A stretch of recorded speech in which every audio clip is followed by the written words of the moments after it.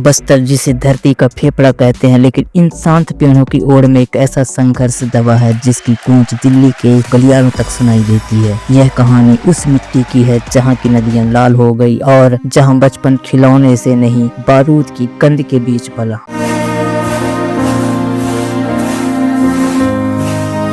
पूर्ववर्ती गांव का एक साधारण सा लड़का माडवी हिरमा, वह कोई योद्धा बनने के लिए नहीं जन्मा था। वह तो महुआ और डोरी बीनने वाली संस्कृति का हिस्सा था। लेकिन सवाल यह है कि एक हाथ जिसे स्कूल की स्लेट पकड़नी थी, उसने दुनिया की सबसे घातक गुरिल्ला बटालियन की कमान कैसे थाम ली।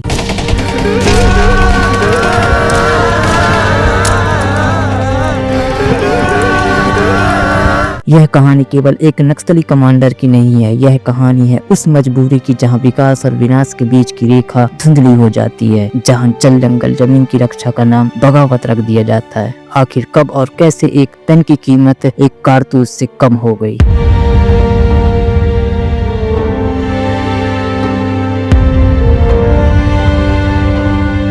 कोई उसे रक्षक कहता है, कोई उसे आतंकी, लेकिन बस्तर के इन सन्नाटों के पास एक सच है। आज हम उस सच की तलाश करेंगे, उस साए के पीछे की हकीकत जिसे दुनिया माडवी हिरमा के नाम से जानती है।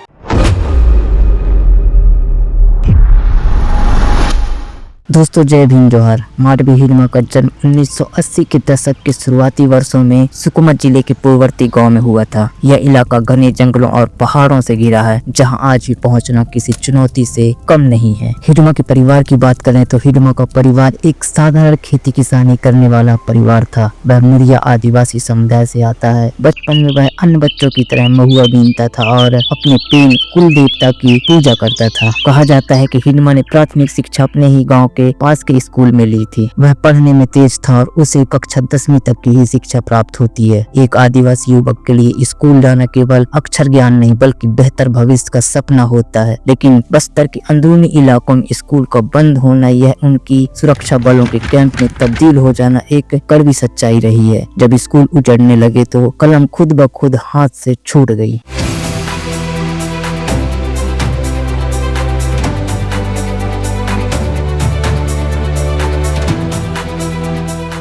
दोस्तों 90 के दशक के अंत और 2000 की शुरुआत में जब हिरमा अपनी युवावस्था में कदम रख रहा था, बस्तर में हालात बदल रहे थे। अखबारी लेखों और मानवाधिकार कार्यकर्ताओं की रिपोर्टों के मुताबिक उस दौर में आदिवासियों को दो पार्टों के बीच पिसना पड़ता था। एक तरफ पुलिस का मुखबिर बनने का दबाव और दूसरी तरफ नक्सलियों का खौफ। और हिरमा ने अपनी आंखों से ये सब कुछ देख रहा था। कैसे बाहरी दुनिया के लोग बस्तर के संसाधनों पर कब्जा करने आ रहे थे। जब आदिवासी ने अपनी जमीन के लिए आवाज उठाई तो उन्हें विकास विरोधी करार कर दिया गया।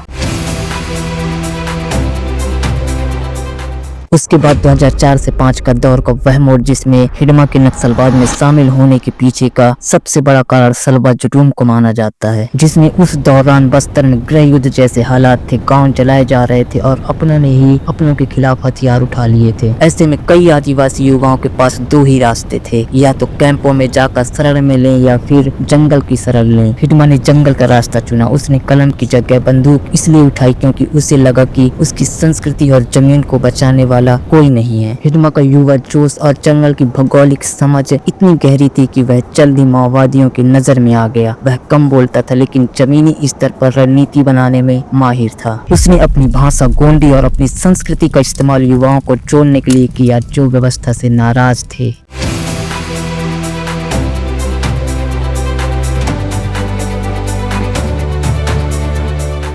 दोस्तों एक आदिवासी युवक के तौर पर यह समझना जरूरी है कि हिरमा का रास्ता हिंसा का था, जिसे समाज का एक बड़ा हिस्सा सही नहीं मानता, लेकिन उसके पीछे के क्यों को हर कोई नजरअंदाज कर रहा है। वह क्यों है अन्याय, जमीन की लूट और संवाद की कमी। दोस्तों 2000 के दशक के उत्तरार्ध में जब बस्तर के जंगलों में ऑपरेशन ग्रीन हंट की आहट सुनाई देने लगी, तब हिरमा अपनी युवावस्था के उस पड़ाव पर था जहाँ उसने युद्ध की कला में महारत हासिल कर ली थी। हिरमा ने माओवादियों की military wing PLGA people's liberation operation guerrilla army में अपनी जगह पक्की कर ली थी। उसके बाद एक ऐसा मोड़ आता है जिसने देश को दहला दिया। 6 अप्रैल 2010 की सुबह दंतेवाड़ा के ताड़मेटला के जंगलों में सीआरपीएफ के 76 जवान शहीद हो गए। लेकिन दोस्तों, आदिवासियों के लिए यह जीत नहीं बल्कि एक गहरी त्रासदी की शुरुआत थी। उस हमले के बाद पूरे बस्तर को युद्ध क्षेत्र घोषित कर दिया गया। निर्दोष ग्रामीण अब दो तरफ से घिर गए थे, एक तरफ भारी सुरक्षा बल और दूसरी तरफ माओवादियों का दबाव। हिडमा ने यहाँ साबित किया कि उसे अपने इलाके के चप्पे चप्पे की जानकारी है। उसके बाद 25 मई 2013 को सुकमा की झीरम घाटी में कांग्रेस के काफिले पर हमला हुआ। इसमें विद्याचरण शुक्ल और महेंद्र कर्मा जैसे बड़े नेता मारे गए, जिसमें यह हमला व्यवस्था के खिलाफ एक सीधा युद्ध था। लेकिन एक आम आदिवासी युवक के लिए इससे मुश्किलें और बढ़ गई। सड़कों पर नाकेबंदी सख्त हो गई, बाजारों में जाना दूभर हो गया और संदेह के आधार पर गिरफ्तारियां बढ़ने लगी। दोस्तों, हिडमा की खासियत यह थी कि वह कभी कैमरे के सामने नहीं आता था। उसकी केवल 1-2 धुंधली तस्वीरें ही पुलिस के पास थी। पूर्ववर्ती गांव के लोगों के लिए वह हिडमा था जिसे उन्होंने बचपन से देखा था, लेकिन बाहरी दुनिया के लिए वह एक आतंक का पर्याय बन चुका था। आदिवासी समुदाय इस बात से दुखी था कि उनके समुदाय का एक मेधावी दिमाग जो समाज सुधार में लग सकता था, वह अब केवल विध्वंस की रणनीति बना रहा था। दोस्तों, एक आदिवासी युवक के रूप में हिडमा की कहानी आपको एक बहुत बड़ा सबक देती है। यह कहानी दिखाती है कि अन्याय जब हद से बढ़ जाता है तो युवा गलत रास्ते चुन लेते हैं। बंदूक कभी भी समाधान नहीं लाती, वह केवल खून और आंसू देती है। विकास की कमी और आदिवासियों की आवाज को अनसुना करना ही हिडमा जैसे चरित्रों को जन्म देता है। दोस्तों, आज जब हम पीछे मुड़कर माडवी हिडमा की कहानी को देखते हैं तो एक सवाल हर आदिवासी युवक के मन में उठता है, क्या हिंसा ही एकमात्र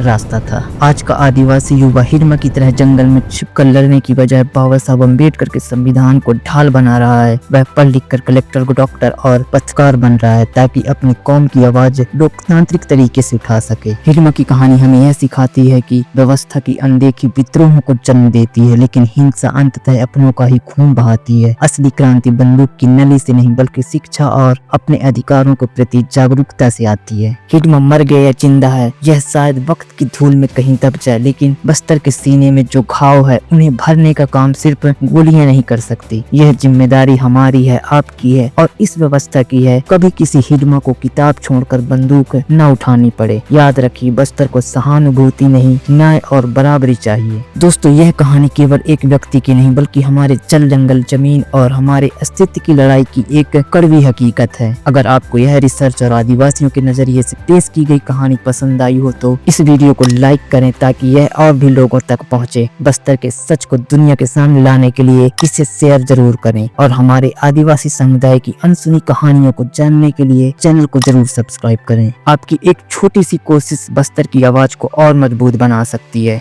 जय भीम, सेवा जोहार।